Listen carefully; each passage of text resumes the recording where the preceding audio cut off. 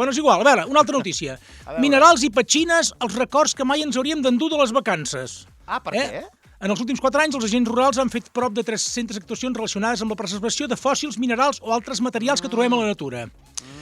Doncs deixeu-me dir una cosa. Recordeu això, nens catalans i nenes catalanes, però si sou, això recordeu, atenció amb això, que us poden multar, però si sou d'un país invasor i colonitzador, dels llocs podeu endur-vos or, pedres precioses, ceràmica, pintures, eines, escultures, teixits, tombes amb tot el seu contingut, i si us ve de gust, exposar tot això en un museu com el britànic, que no hi ha res que sigui d'allà.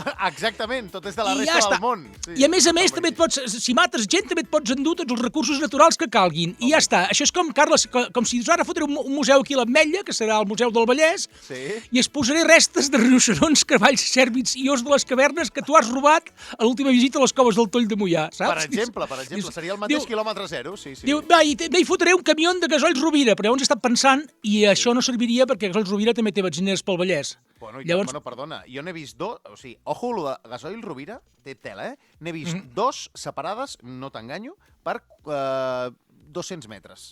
Això és per a Sabadell n'hi ha dos separades per 200 metres. Això és per Tenen aprofitar, el monopoli. és per aprofitar la mateixa cisterna, saps què vull dir? O sigui, foten la cisterna al mig i llavors no has de fer més dipòsits, només amunt n'hi ha prou.